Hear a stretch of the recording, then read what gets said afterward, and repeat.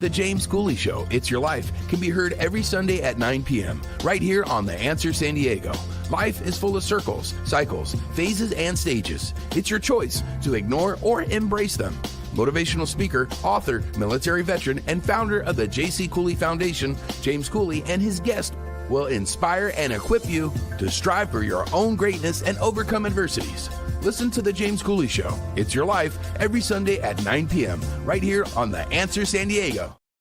The James Cooley Show, It's Your Life, can be heard every Sunday at 6 p.m. right here on 660 AM The Answer in Dallas-Fort Worth. Life is full of circles, cycles, phases, and stages. It's your choice to ignore them or embrace them. Motivational speaker, author, military veteran, and founder of the J.C. Cooley Foundation, James Cooley, and his guests will inspire and equip you to strive for your own greatness and overcome adversities. Listen to The James Cooley Show, It's Your Life, every Sunday at 6 p.m. right here on 660 AM The Answer in Dallas-Fort Worth.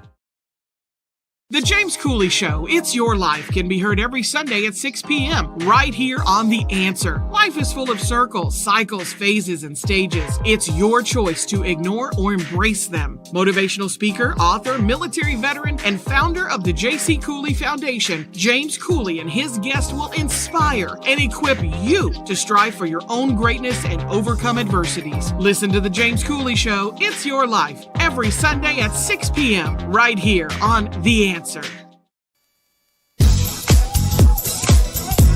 Yeah. Dr. James J.C. Cooley. The James Cooley Show. It's your life. Yeah.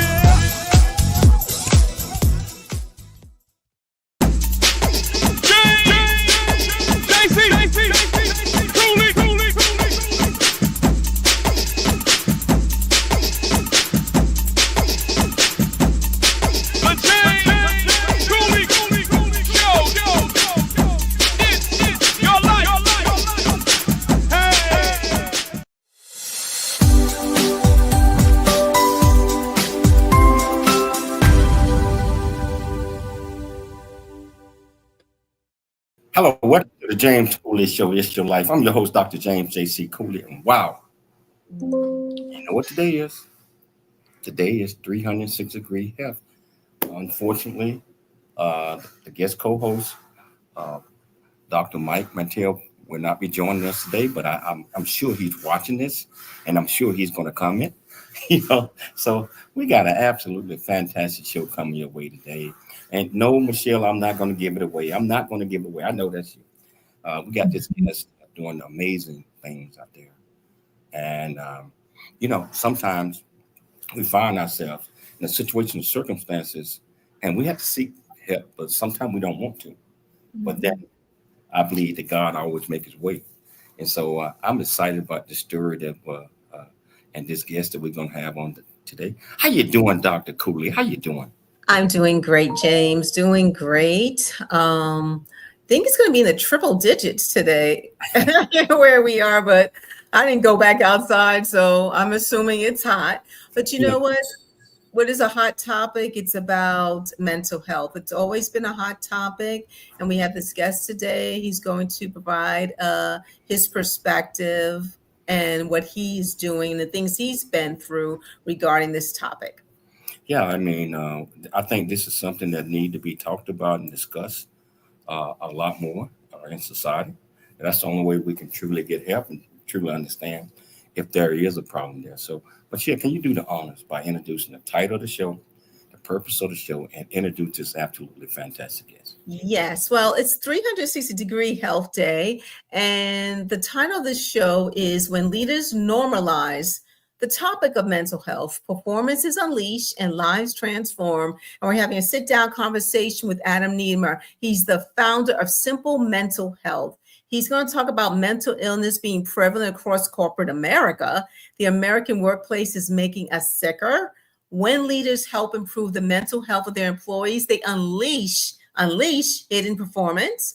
And culture eats strategy for breakfast every day of the week. And he's going to kind of explain that quote. And when leaders become mental health literate. Adam Nemer is shifting the conversation surrounding mental health in the workplace, educating leaders on the business case and inspiring them on the human case to become mental health literate and normalize the topic of mental health in their organization. He spent 20 years as a CFO and Senior Operations Executive at Kaiser Permanente, all the while struggling with severe yet undiagnosed anxiety and depression. His life changed when a compassionate colleague encouraged him to seek help. A simple act that revealed the profound impact leaders can have on their team's mental well-being. So he founded Simple Mental Health to help leaders address mental well-being in the workplace in a different way, culturally and holistically, with compassion, facts, respect, and vulnerability. Adam and the Simple Mental Health team now work with organizations across the Americas and Europe, spreading mental health literacy and helping leaders create stigma-free mental well-being cultures. Please welcome to the show, Mr. Adam Nemer.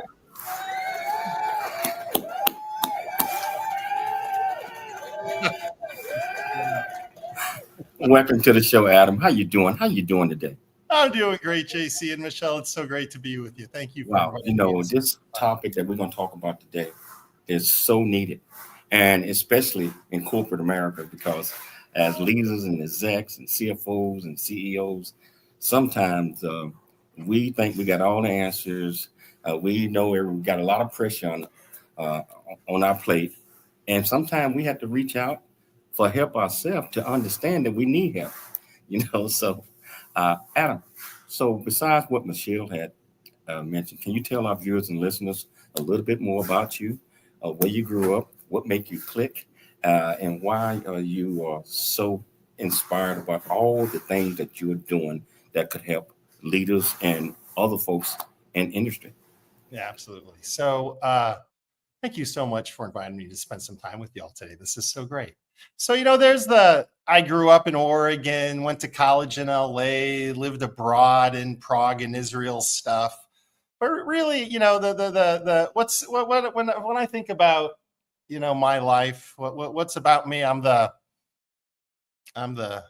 proud dad of 3 adventurous, dynamic, and very empathetic kids. I'm the proud brother of 2 remarkable sisters, and I'm just the lucky friend of a bunch of buddies that I've just known a really long time. And the last piece is, after a career of searching as a kid, I wanted to be a ski racer and work with my dad for my life. And then I ended up in a 20-year career as a healthcare executive.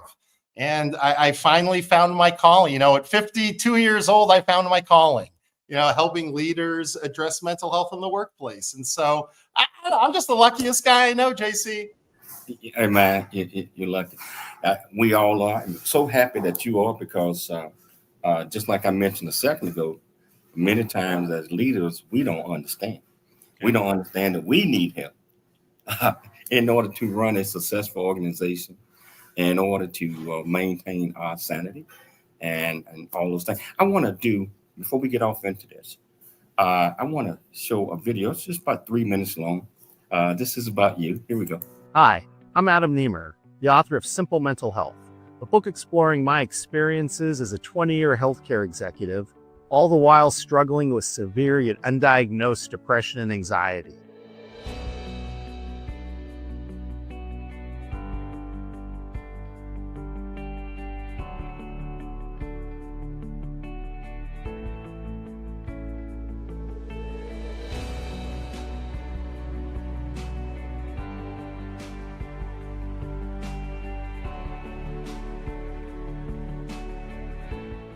When I was 29, I found my dad after he died of suicide, and I didn't get enough help that I needed. I only had a few therapy sessions and went off into the world.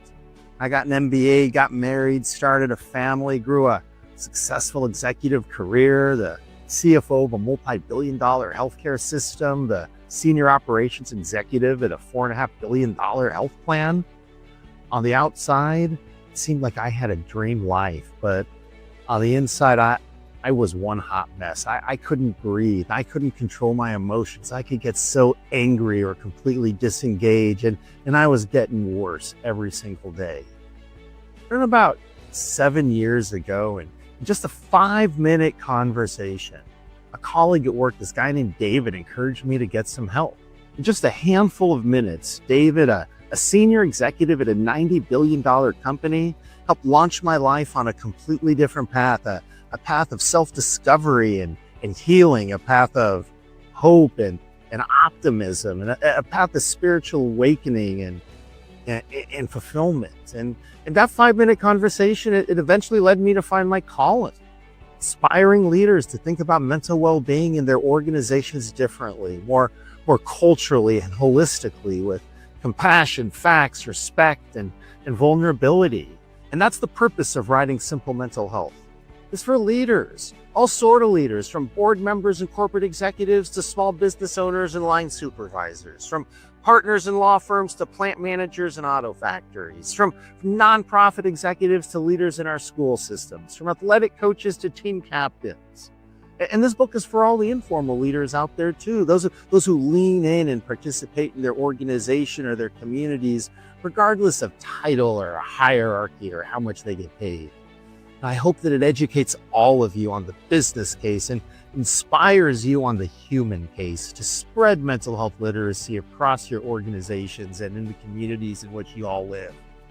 I hope that it gives you pause to reflect on your leadership approach, on your own lives, perhaps on the life of a colleague, maybe a family member or close friend. I hope that it gives you a simple model and easy to use tools to become mental health literate and to normalize the topic of mental health in your lives, organizations, and communities.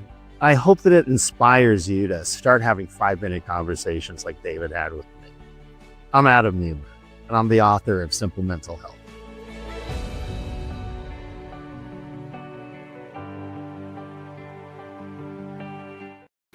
Wow. That is so inspiring. I mean, just that 3-minute commercial right there. I'll tell you what, we're going to take a station break because I don't want to start and then say, hey, we only got 1 minute. And we're going to get back and we're going to get heavily off into this discussion. Whichever platform that you're watching us on, whether you're watching us on E36 television, Transfer TV, YouTube, LinkedIn, Twitter, Facebook, Rumble, and over 85 live platforms. Welcome to the show. If you want to be part of this conversation, just go to the comments on the platform that you're watching us on. Ask any question that you might have. I promise you, we'll get you an answer. It's your life, and we'll see you shortly after the break. The future is here. Now is the time to pursue the greatness in you. Welcome to Viridian Christian University, where faith meets future.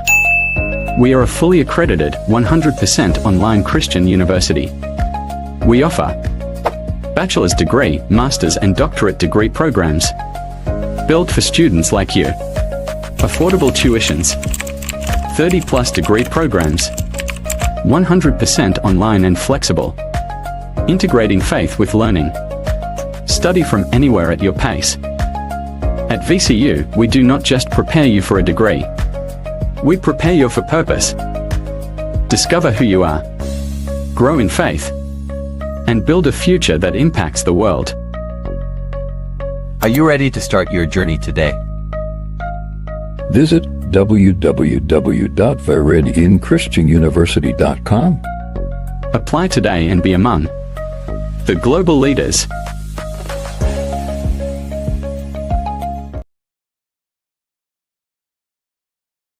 Really get a chance to know who you are.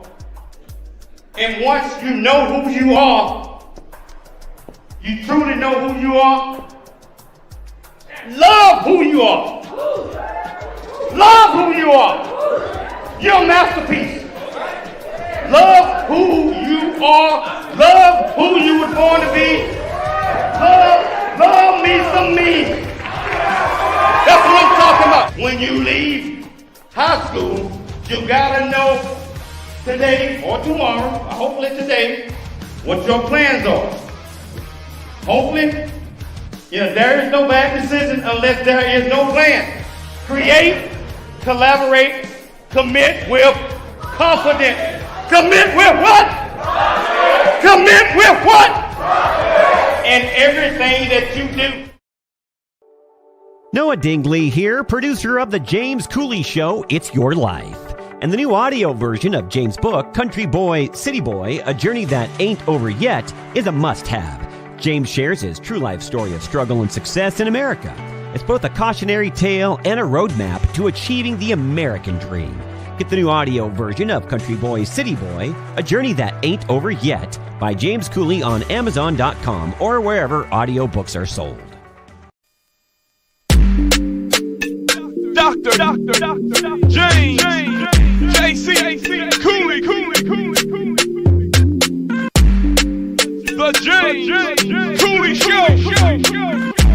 It's your life. Hello, welcome back to the James Cooley Show. It's your life. And I tell you what, first segment already, Adam knocked it out the park. And we get ready to get deeper into this a little bit more. Love his book. I got to get his book. Got to read his book. And I think you all need to do something, especially if you're in leadership, so, but you don't have to be in leadership to get the book. It's going to help you out tremendously anyway. So Adam, you had mentioned about your father committed suicide.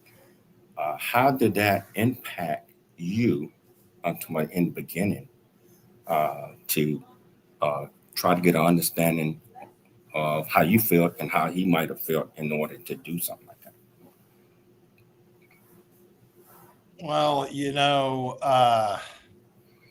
took about 30 years before I did, unfortunately. Right. So you know how it's like our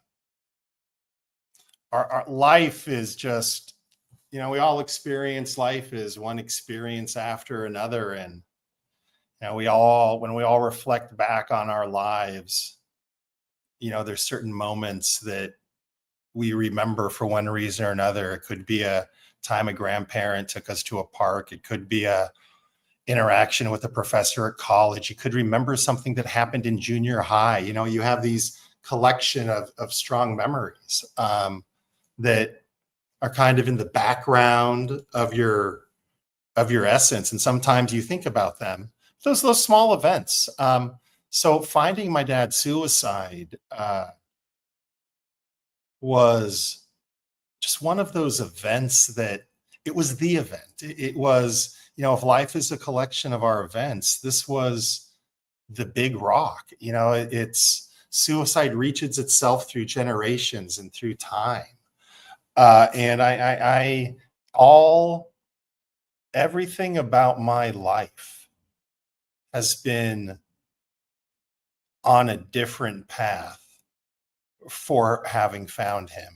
A lot of bad stuff, but I also, it was both the worst day of my life and the worst experience ever. It's also what set me out on a path to find my own joy and happiness that I who knows if I would have found otherwise. And so, what happened is we were business partners, and I showed up for work one morning. And, it was really weird because he was always the first one. When you work with your dad, he's always the first one there. He'd have his legs up on his desk, and he'd be reading the New York Times. And so I showed up there one morning, and it was eerie because there's no one. He was there. And so I called him at his apartment in his condo, and he didn't answer the phone. And that was really weird. So I went down, drove down and to check on him. And, that's what when I found him, he had, he had shot himself, and I had found him in the kitchen. And, I'll tell you one little piece about what happened right then, because I think it really gets to the stigma of the disease and to your question about what did I do to address this. It's for the love of the universe is I did nothing, right? So I find my dad's suicide one day. All I remember I can tell you, after I found him, I went into his room and cried. Somehow our local rabbi showed up. I remember that. An ambulance showed up. I have no idea how those things happened. The next thing I remember is 8 a.m. the next day, I'm in a psychiatrist's office. This guy named Dr. Boverman. JC, I have no idea how I got there. To this day, I have no idea, right? And I'm in this guy's office with my older sister, Tiffany, who was at the time 9 months pregnant with her first kid, Claire, and my younger sister, Robin, who was a resident in developmental pediatrics in Salt Lake City. So he talks with us for an hour. And at the end of the hour, he goes to my sister, Tiffany, and he goes, Tiffany, you're 9 months pregnant. You might seek some help in a couple months. Give me a call. I'm not sure I'm the right person for you, but I can help you find something. Goes to Robin. Robin, you're in medical school right now in your residency program. It's a pretty tough environment. I would encourage you to, in a couple weeks, to seek out a therapist and talk with them. Turns to me and he goes, I want to see you at 8:00 tomorrow morning. Wow. When I get there at 8:00 the next day, he says, so what do you want to get out of seeing me? Now, remember, I am now all of 48 hours from finding my dad, and I am 29 years old, full of all the stigma and myths of mental illness that all of us were, and most of us still are. And he goes, so what do you want to get out of working with me? He goes, I don't want to freaking work with you. I'm not crazy. Ain't nothing wrong with me. My parents are messed up, but I'm just great. All I want to see you no more than 4 times. And I just want you to give me a few skills to make sure that when I'm 60 years old, I don't go shoot myself too. JC, that's what I told him.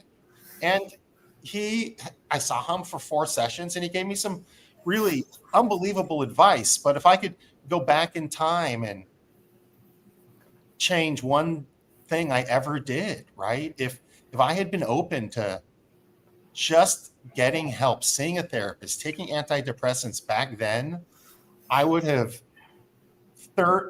prevented 30 years of such pain, not just for me, but the pain that I caused others because I was in pain. Wow. You mentioned that mental illness is prevalent across corporate America. 1 out of 5 Americans annually experience a clinical diagnosis of mental illness, but less than 1/2 seek help. Why is that? You ready for this? It's not just that less than half get help, but the median time period for seeking help from the onset of symptoms to seeking help is like 11 years, right? I mean, could you imagine noticing the signs in yourself of breast cancer or colon cancer, but not getting help for 11 years? So the why, it's actually been studied. A great source, if you're looking for a great source, anyone who's watching this or listening to this looking for a great source of data, go to NAMI.org, the National Alliance on Mental Illness. They give you some great facts. And one of the data points that they'll tell you is because that question has been studied and it's been the results have been published in peer-reviewed scientific journals, JC, and the answer is stigma. 80% of American employees who struggle with their mental well-being and don't get help say that it's stigma alone is why they don't get help. They're just worried about what the rest of us are going to think. I mean, could you imagine if 20% of us every year got cancer, but less than half of us got help just because of what other people were going to think? For a curable disease, we can help people. It's insidious. A lot of people, you just hit it. A lot of people, they get caught up in exactly what you're saying, what they're going to think about me, how they're going to look at me, and all that struggle that they go to. Can you talk about the isolation felt when going through mental health struggles? Oh man, so.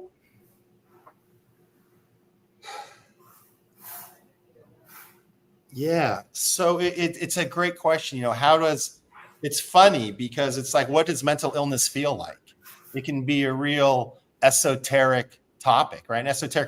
Your head, a thought hurts, think something different. You'll feel better, right? I mean, if you've never experienced it, it can be a very, like I said, esoteric topic to try to think about. And so the way I would describe it, and remember, I was moving for 17 years. I basically had I felt like I was having a 17-year anxiety attack layered on top of severe depression.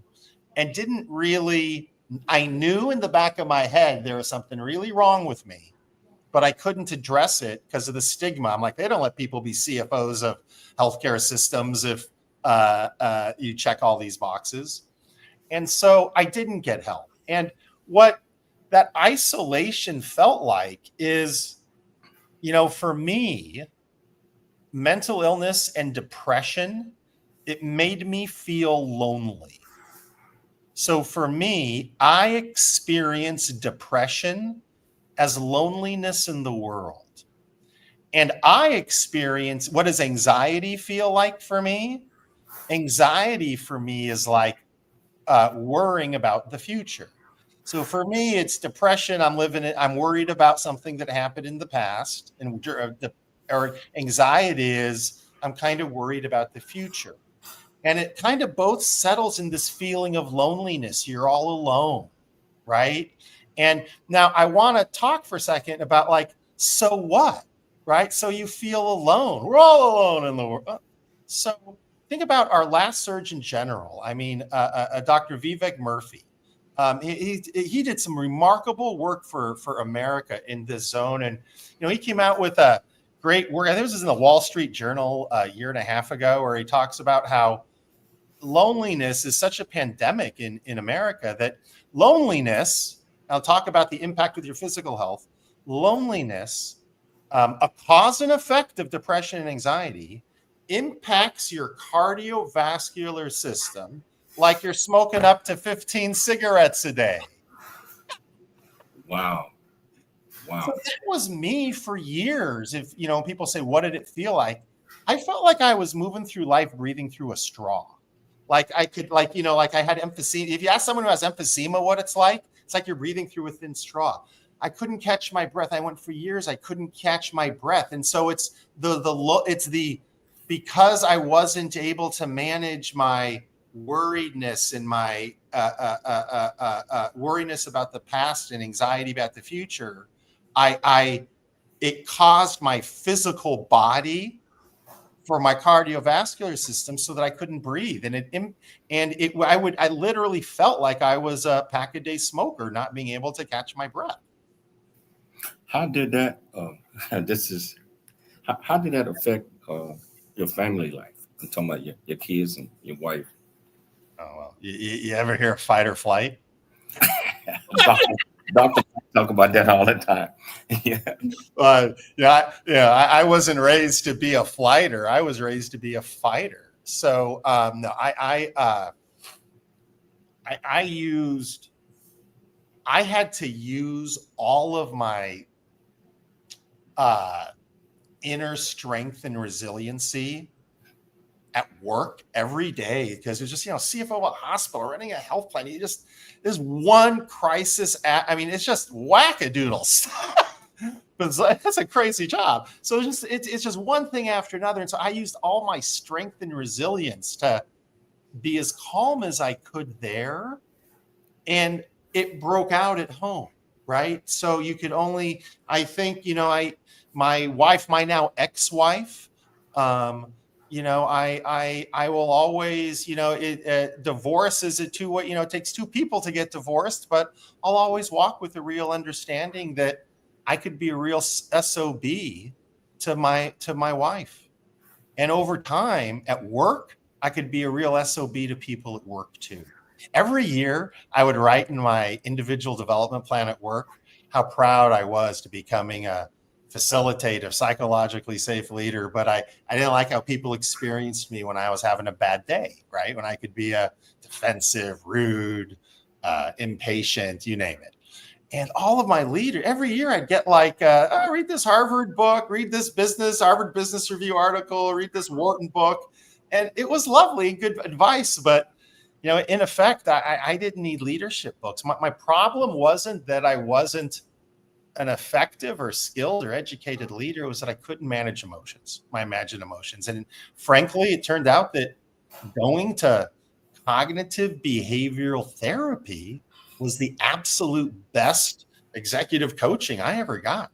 Hold that thought, Adam. Hold that thought. We got to take a station break, but we're gonna come back. We're gonna pick this up. So this is so incredible. This discussion, I'm looking at the numbers, great numbers. If you want to be part of this conversation, whichever platform, 84 platforms that you're watching us on, all you have to do is go to the comments on the platform that you're watching us on, ask any questions, and I promise you we'll get you an answer. It's your life, and we'll see you shortly after the break. Welcome to Viridian Christian University, where faith and learning come together to transform lives. At VCU, we believe that education is more than just academics. It's about fostering a community of growth, integrity, and purpose. Whether you're pursuing a bachelor's, master's, or doctorate, VCU offers flexible, affordable, and 100% online degree programs that cater to your busy life. Our innovative platform provides a personalized learning experience, empowering you to thrive in today's ever-evolving world. Join a global community of learners guided by an experienced faculty who are committed to your success. With VCU, you're not just earning a degree, you're preparing for a future that integrates faith, leadership, and service. Viridian Christian University, educating with purpose, transforming lives. Learn more at ViridianChristianUniversity.com. ViridianChristianUniversity.com. Hi, I'm Dr. Michelle Cooley. I've heard so many powerful stories from women who survived heart disease because they took action in time. But I've also heard stories of women who weren't as lucky. The difference? Awareness, access to care, and early intervention. According to the American Heart Association, every 80 seconds, a woman in the United States dies from cardiovascular disease. That's more than one life lost every single minute. But did you know that 80% of heart disease cases are preventable? That's right, 80%. That means small changes like eating healthier, exercising, and managing stress can save lives. Hi, I'm Dr. James J.C. Cooley, and I'm committed to making sure that more women survive and strive. Please join me in raising funds for the American Heart Association to support life-saving research, because every heartbeat is worth fighting for. In honor of Women's History Month, let's spread awareness and help women recognize the warning signs before it's too late. Life is filled with circles and cycles, phases and stages that shape who we are. These moments define us, and we have the choice to either accept or embrace them. Hello, I'm Dr. Michelle Cooley, and I encourage you to support the J.C. Cooley Scholarship You Can Award so we can empower high school seniors and college students to believe that they can achieve anything they set their minds to. Hello, I'm Dr. James J.C. Cooley, the host of It's Your Life Radio and also founder of the J.C. Cooley Foundation. With your help through donations to this year's J.C. Cooley Foundation Scholarship Award, we aim to inspire, prepare the next generation of leaders. We kindly ask for your generous support to help bless at least 30 or more future leaders by donating between a minimum of $250 or more. Please consider donating what you can by May 1st and join us in shaping our future leaders of tomorrow. The James Cooley Show. It's your life. That's right. Hello, welcome back to the James Cooley Show. It's your life, and I tell you, I'm sitting here just enjoying this discussion that I'm having with Adam. But before we get started, I know that you guys saw the commercial about the You Can scholarships. Originally, we had set it for May 1st for as a donation, but we extended that to May 15th because we did not get enough donors to, push it forward as like we want. So you got 2 more days. And in order to donate, all you have to do is go to CooleyFoundation.org, go to the PayPal that's there, and donate what you can to help bless our future leaders of tomorrow.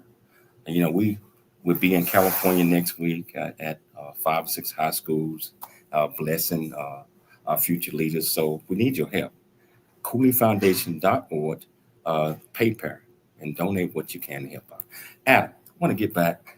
We were talking about fight and perseverance and et cetera. Can you pick it up from there? Because I had asked you how you felt, what prompted you into, hey, I got to help others, especially leaders, because they might be going through the same thing that I am going through, but want to be tough and just push it to the side and not seek help. So what happened is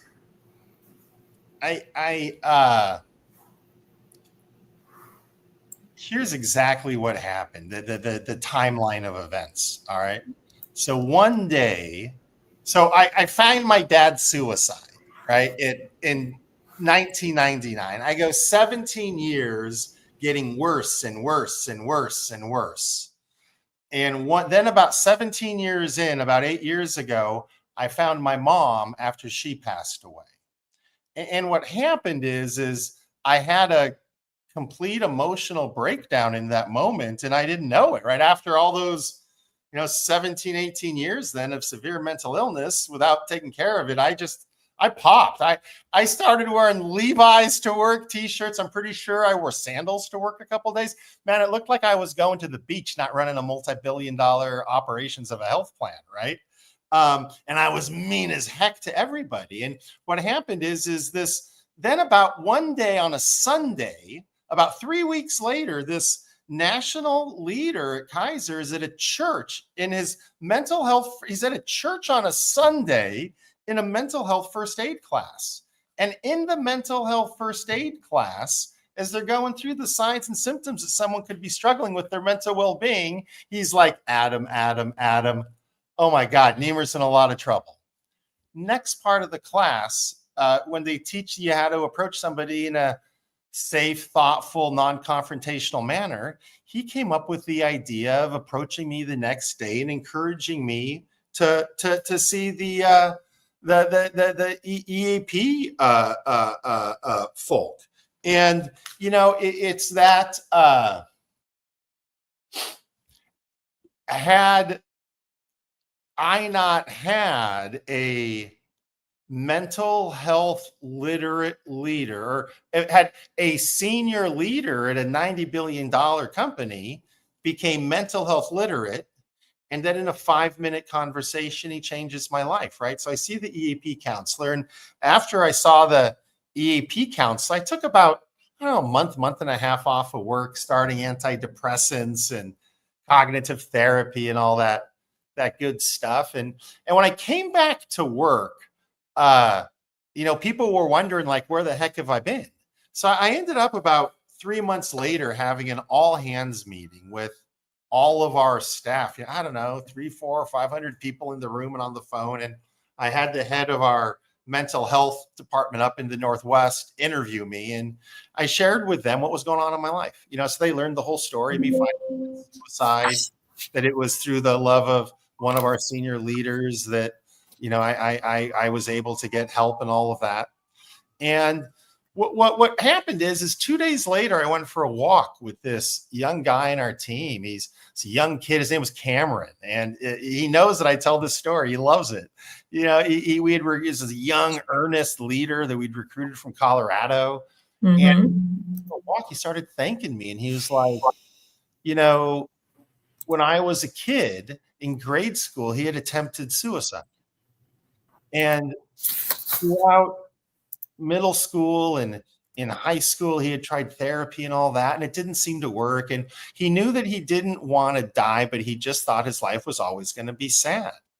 And then he said, he's just thanking me because he went through until the day before, he heard me as boss's boss share that I was going through the same thing. And even though it wasn't working for me yet, I was going to keep with therapy until it did. He was just thanking me because he had made a therapy appointment for the next week. And man, that just I have been blessed to have one lucky grand slam home run in my career after another. I mean, I've just been around great people that have carried me a long way, but there is nothing, outside of some special moments of being a parent that ever made feel as good as that moment. And that was the thing that got me started on all this. Wow. Over 35% of Americans report that their jobs negatively affect their mental health. In your experience, what are the biggest contributors to this workplace-induced stress or illness? Now, my thing is, jobs they can be stressful, a lot of work, maybe lack of resources when it comes to a department. You need more people to help you out. People understand that. But when does it start to negatively affect your mental health? Instead of just being busy all the time compared to, this is negatively infecting me. Well, it's a great question, and it kind of depends on who the baseline is and who we are. So one of the ways, in effect, you're saying, how is it that what's happening at the American workplace that 1 out of 3 Americans are basically saying they're leaving work every day more clinically ill than they got there, right? So there's something going on. There is something going on in our workplace where the leadership culture is such that more than 1/3 of us are leaving clinically ill, right? But 2/3 of us aren't. Aha, there's something here, right? So you think about it. Well, 1/4 of us every year experience clinical. It's 1 out of 5. We used that stat earlier. Last year, it's gotten worse since COVID. Last year, with Mental Health America, shows it was 24%. So, hold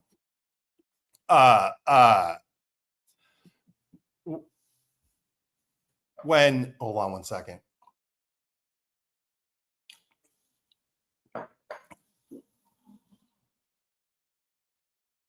Take your time, Adam.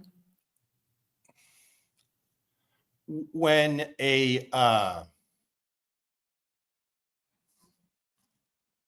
ask me the question one more time. I'll make sure I'm thinking about it right.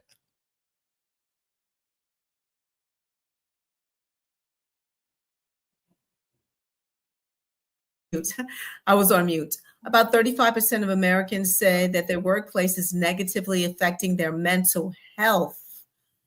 And what do you feel are the contributors to that?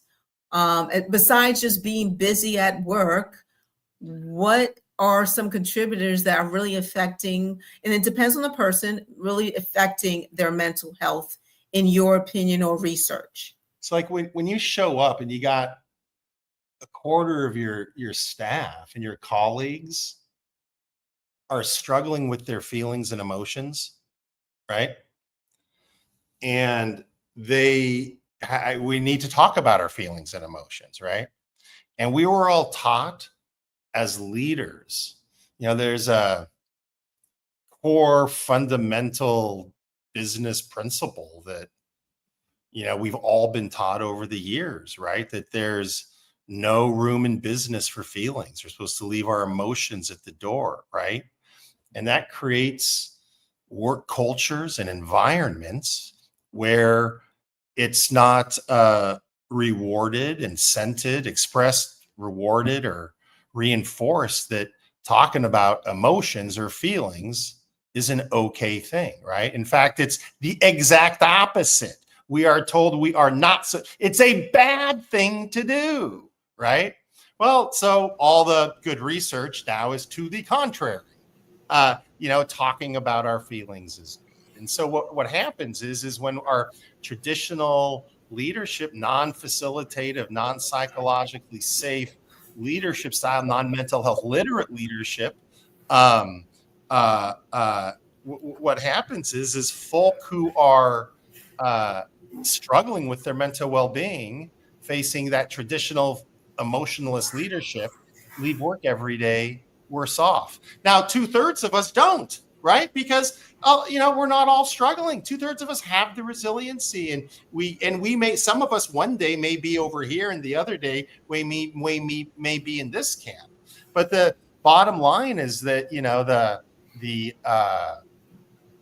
when we don't allow our employees, when we don't, with authenticity and vulnerability, ask how they're doing and engage in their lives and engage them in our lives, we don't get the best out of them, and they can't get to be their best healthy self. Hold that thought. We got to take a station break, but we're going to come back, and I tell you, this is So important. And we come back, we're going to talk about the release of your book. I think it's coming up in November. We're going to talk about some of the things that you have. And I tell you, if you want to be part of this conversation, whichever platform that you are watching us on, go to the comments, ask any question that you might have. I promise you we'll get you an answer. It's your life, and we'll see you shortly after the break. A Black Man's Point of View is the newest Amazon.com #1 release and bestseller book from author Dr. James J.C. Cooley, featuring the perspective from 11 other contributing authors. In A Black Man's Point of View, Dr. James Cooley unpacks his thoughts and personal experiences about the challenges, stereotypes, and feelings of self-worth that many black men face today due to a 400-year ancestry rooted in slavery and colonization. Yet, how so many black men move forward despite this history. Most importantly, A Black Man's Point of View conveys that all men, regardless of race, creed, or color, are capable of love, respect, and dignity. Described as a map to a greater life from the heart of a man who's experienced life's misfortune and harsh conditions, James shows us how beliefs, convictions, and a healthy mentality can help propel a life worth living. A must-read for all. Order your copy of A Black Man's Point of View by author Dr. James J.C. Cooley today from Amazon.com or wherever books are sold. Welcome to Viridian Christian University, where faith and learning come together to transform lives. At VCU, we believe that education is more than just academics. It's about fostering a community of growth, integrity, and purpose. Whether you're pursuing a bachelor's, master's, or doctorate, VCU offers flexible, affordable, and 100% online degree programs that cater to your busy life. Our innovative platform provides a personalized learning experience, empowering you to thrive in today's ever-evolving world. Join a global community of learners guided by an experienced faculty who are committed to your success. With VCU, you're not just earning a degree, you're preparing for a future that integrates faith, leadership, and service. Viridian Christian University, educating with purpose, transforming lives. Learn more at ViridianChristianUniversity.com. ViridianChristianUniversity.com.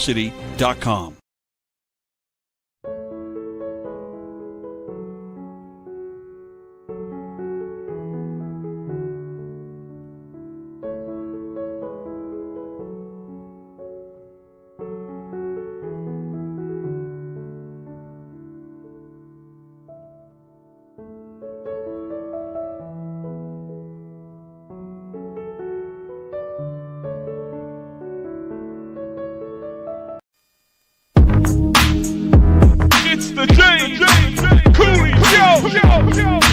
It's your life. Dr. James J.C. Cooley. Yeah.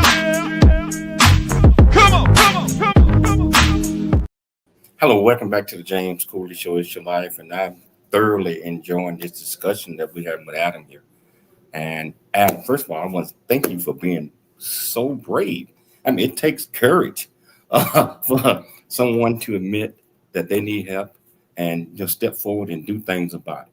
But before we get back into the conversation, before I turn back over to Michelle, I want to tell you all about this absolutely fantastic university, Viridian Christian University. Yeah, I'm the chancellor. We just had our international graduation in Dubai 2 weeks ago, where we hooded, I did, from the chancellor perspective, a king, a queen, imperial crown prince. Viridian Christian University offers over 30 degree programs, bachelor's, master's, doctorate, and we also offer honorary doctorate degrees for people that are doing exceptional things in the community and world. So I tell you what, I just want you to look up ViridianChristianUniversity.org, ViridianChristianUniversity.org. It might be a fit for you. Very, very affordable. You do everything online, and I tell you can earn whichever degree that you're seeking in a short length of time. But you got to put the work in. Viridian Christian University. Adam, I want to get back with you. I want to talk about your book a little bit. Oh, Michelle, okay. Well, before we mention the book, let's wrap up the show with the book. But this is really important. Adam, you wanted to mention how can leaders become more mental health literate, and then we can discuss your book. Oh, sure. There's I guess what I really learned on my journey was that we over the course of my 20-year career, I was trained and I was blessed. I worked for a lovely organization, Kaiser Permanente, that really gave us world-class leadership training. They gave us servant leadership training 20 years ago, then facilitative leadership training and psychological safety leadership training, all these lovely programs that taught us how to create environments where we people could perform at their best and be their full self. And what going through this experience taught me was that there are a few things that I learned on this journey that really can help everybody. And it's just some basic there are three things. One, some basic facts around mental health. And we've talked about most of them today, that it's real, it's everywhere, and it's impacting the performance of all of our companies. So it's mental health literate leaders understand some basic facts. The next thing that mental health literate leaders understand are the key components of mental health first aid. I mean, we all know CPR. We know how to help somebody if they're choking at a lunch meeting. But in that same meeting, do we know how to help someone having an anxiety attack? So knowing how to recognize the signs that a colleague may be struggling, how to approach them in a thoughtful, non-judgmental manner, and how to guide them to service in their community. Basically core principles of mental health first aid. And the third piece is just understanding the importance and learning how to normalize the topic of mental health, because when leaders talk about their experiences with mental health, mental well-being, mental illness, it changes the dynamic, and all of the other workplace wellness investments come way more to fruition. Wow. And I think Dr. Cooley wanted to talk to you about your book. Yeah, so Adam, we got about 4 minutes left in the show. Can you tell our viewers and listeners a little bit about your book, why you wrote the book, and some of the things that they need to be observing in your book? First of all, go out and get the book. I'm getting ready to post it just so you can go out and get the manuscript. Thank you. Absolutely. So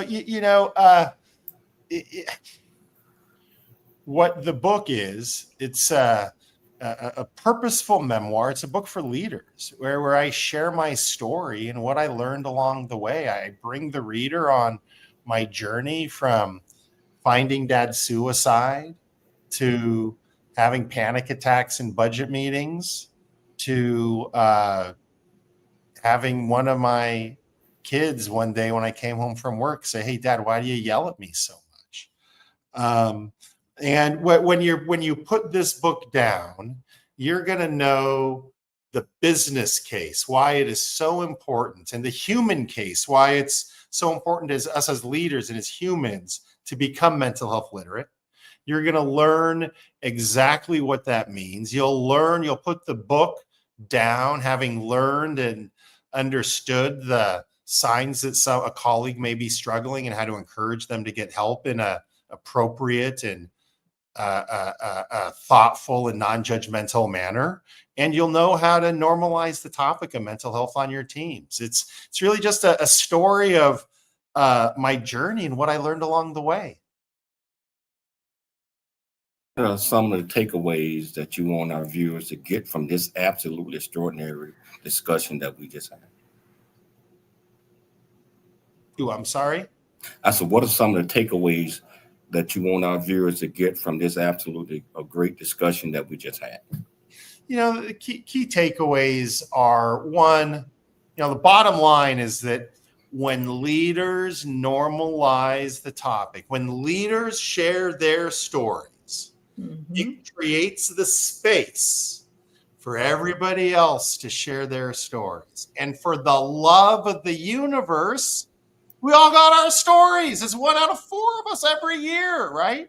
And so as we as leaders share their experiences, and they make mental health as common and as okay a topic to talk about as physical health by modeling that behavior, as they do that, it unleashes all of that productivity that's hindered, all the absenteeism, all the employee retention.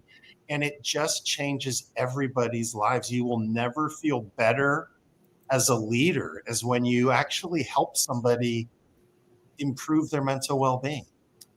Wow. Adam, I want to thank you so much for taking the time to come on the show. I want to invite you back. I want to invite you back. Dr. Mike, you thoroughly missed today. Hopefully everything is going okay. I want to invite you back. Dr. Mike will do that, especially when he's on the show. I know he probably had a million questions to ask you. And so if you accept coming back, we'll get him part of the discussion. I'd like to thank Dr. Michelle Cooley for putting together another absolutely fantastic show. I'd like to thank our viewers and listeners out there for tuning into the James Cooley Show, It's Your Life, Monday through Friday, 2 p.m. Central, 2 p.m. Pacific Standard Time, 4 p.m. Central Standard Time, and 5 p.m. Eastern Standard Time. Also on the radio, KCBQ AM 1170 Answer in California, San Diego, and FM 96.1 The Answer in San Diego, AM 660 K-Sky in Dallas. Always this Sunday at 6 p.m. in Dallas and at 9 p.m. in San Diego. Always dream big, think big, and be big at everything you do. We'll be back tomorrow, same time, same place. It's your life, and we'll see you then.